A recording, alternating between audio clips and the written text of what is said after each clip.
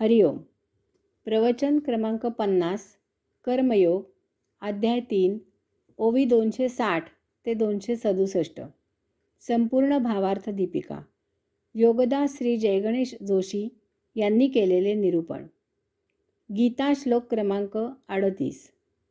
ज्याप्रमाणे धुराने अग्नी झाकला जातो आणि आरशावर मळ साचतो, ज्याप्रमाणे वारेने गर्भ आच्छादित असतो, त्याचप्रमाणे हे झाकलेले आहे. भावार्थ दीपिका, ओवी क्रमांक 260. जैसी चंदनाची मुळी, गिवसोनी घेपे व्याळी, ना तरी उलबाची खोळी गर्भस्थानी. ओवी क्रमांक 261. का प्रभावीण भानू, धुमेवीण हुताशनू, जैसा सर्पण मळहिनू, कहीच नसे. ओवी क्रमांक 262. तैसे इहिवीण एकले, आम्ही ज्ञान नाही देखिले, जैसे कोंडेनी पा गुंतले, बीज निपजे. जसे चंदनाच्या मुळाला साप वेढा घालून बसतो, किंवा गर्भासभोवती वार जशी वेढलेली असते, किंवा प्रकाशाशिवाय सूर्य, धुराशिवाय अग्नी किंवा मळाशिवाय आरसा कधीही नसतो, किंवा टरफलामध्ये झाकलेल्या बीजामधूनच रोप उत्पन्न होते, तसे रजोगुणयुक्त कामक्रोधाने झाकल्यामुळे ज्ञान दृष्टीपथात येत नाही. येथे फार सुंदर दृष्टांत दिलेले आहेत. आपण एक एक समजावून घेऊ. चंदन थंड आहे, सुगंधी आहे. त्याचा लेप देवाच्या मस्तकी लावला जातो. त्याच्या झाडाची मुळे गार असतात.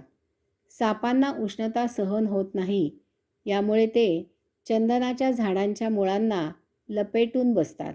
त्यामुळे तेथे साप असले की चंदनाचे झाड कोणी तोडायला धजत नाही. अध्यात्मात ज्ञान म्हणजे आत्मज्ञान. आत्मज्ञान असले की कामवासनास वैराचार करू शकत नाही. तसेच यामुळे क्रोध काबूत राहतो. रजोगुणाला मर्यादा येते. म्हणून ज्ञानाला रजोगुणयुक्त कामक्रोध झाकोळतात.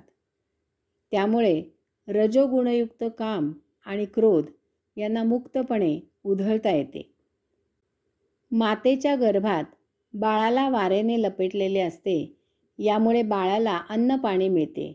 परंतु जेव्हा बाळ मातेच्या उदरामधून बाहेर येते, तेव्हा ती वार कापून बाळाला मातेपासून अलग केले जाते, म्हणजे ते बाळ त्याचे ते जगू शकते.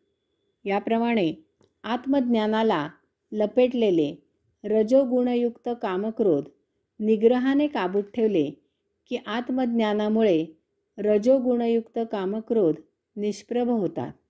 मग आत्मेच्छेने आचरण करणे शक्य होते. येथे प्रकाशाचे उदाहरण रजसत्व गुणासाठी, धुराचे उदाहरण रजोतम गुणासाठी, धुळीचे उदाहरण रजगुणासाठी दिले आहे. अशा प्रकारे आत्मज्ञानावर कोणत्या ना कोणत्या तरी प्रकारे रजोगुणयुक्त कामक्रोध ठाण मांडून लपेटलेलेच असतात. त्यांना निष्प्रभ केल्याशिवाय आपण आत्माचरण करू शकत नाही. बी टरफलाशिवाय असू शकत नाही. जेव्हा बीजामधून रोप उगवते, तेव्हा त्या टरफलाचा भेद करून कोंब बाहेर येतो. याचप्रमाणे रजोगुणयुक्त कामक्रोधांना पूर्णपणे काबूत ठेवून, पूर्ण निष्प्रभ करून मगच आपल्या नित्य जीवनात आत्मज्ञान प्रभावी होते. गर्भावरील वार, बीजावरील टरफल या उदाहरणांवरून सूचित होते की रजोगुणयुक्त कामक्रोध हे आपल्या जन्माबरोबरच आपल्यात असतात. यामुळे आपण त्यांना नष्ट करू शकत नाही, परंतु आपण त्यांना निष्प्रभ करून काबूत आणू शकतो. गीता श्लोक क्रमांक 39. कौंतेय, ज्ञान झाकून टाकणारी आणि समस्त ज्ञानियांची वैरीण असलेली ही कामना अग्नीप्रमाणेच संतुष्ट न होता सतत पसरतच असते. भावार्थ दीपिका, ओवी क्रमांक 263. तैसे ज्ञान तरी शुद्ध, परी इही असे प्ररुद्ध, म्हणून ते अगाध होऊनी ठेले. ज्ञान जरी मुळात शुद्ध असले तरी ते रजोगुणयुक्त कामक्रोधांनी झाकलेले असल्यामुळे ते प्राप्त होणे दुरापास्त झाले आहे. याचा अर्थ ज्ञान आपल्याला जन्माला आल्यावर मिळत नाही किंवा मिळवावे लागत नाही. ते जन्मतःच आपल्याला प्राप्त झालेले असते. सूर्य ढगांनी झाकोळला जात नाही, तर आपली दृष्टी आणि सूर्य यांच्यामध्ये ढग येतात आणि यामुळे आपल्याला सूर्य दिसेनासा होतो. यावेळी ढग सूर्यापासून खूप दूर असतात.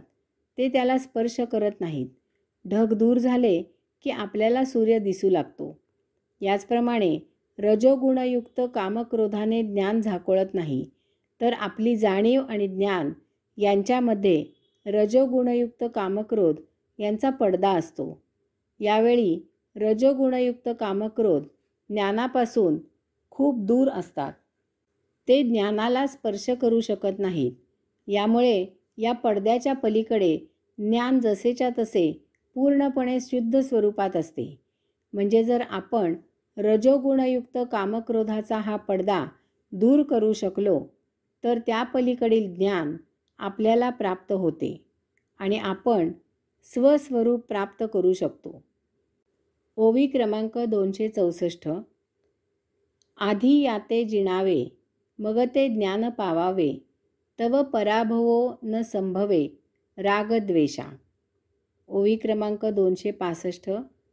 याते साधावया लागी, जे बळ आणि जे अंगी, ते इंधने जैसी आगी, सावावो होय. प्रथम रजोगुणयुक्त कामक्रोधांना जिंकावे आणि मग ज्ञान प्राप्त करावे. परंतु या रजोगुणयुक्त कामक्रोधांचा पराभव करणे अशक्य कोटीतील आहे. कारण यांचा नाश करण्यासाठी जेवढे म्हणून सामर्थ्य अंगी आणावे, तेवढे सर्व आगीमध्ये इंधन घातल्याप्रमाणे या रजोगुणयुक्त कामक्रोधांनाच सहाय्यभूत होते. जर आपण आग विझवायला त्यावर पेट्रोल ओतले तर आग आणखीनच भडकते. याचा अर्थ आग विझवायला आपण चुकीचा द्रवपदार्थ वापरलेला असतो. याप्रमाणे जर आपण चुकीच्या मार्गाने रजोगुणयुक्त कामक्रोधांना निष्प्रभ करण्यासाठी चुकीचा मार्ग उपाय निवडला, तर ते आणखीनच प्रभावी होतात. याचा अर्थ असाही आहे की जर आपण योग्य मार्ग उपाय निवडला, तर रजोगुणयुक्त कामक्रोध आपण निष्प्रभ करून काबूत आणू शकतो.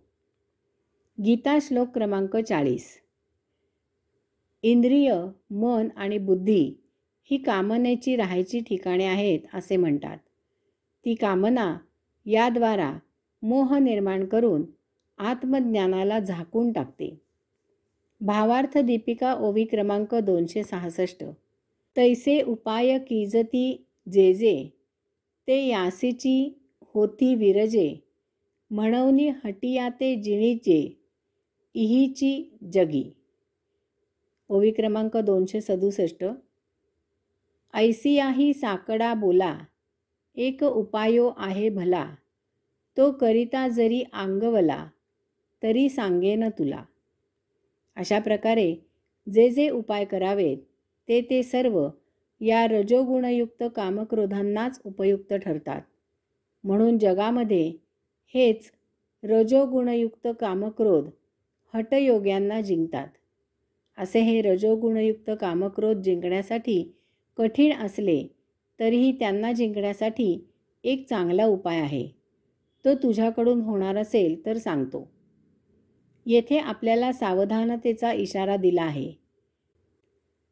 हे रजोगुणयुक्त कामक्रोध किती प्रभावी आहेत याची आपल्याला कल्पना यावी यासाठी सांगितले आहे की हे रजोगुणयुक्त कामक्रोध हठयोग्यांनाही काबूत आणता येत नाहीत.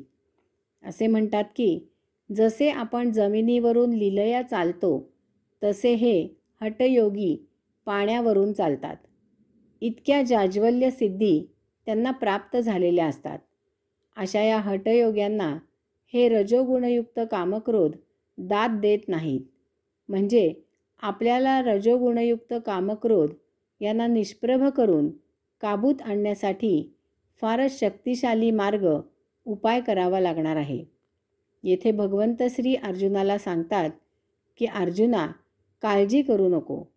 यावर मी तितकाच प्रभावी उपाय तुला सांगतो.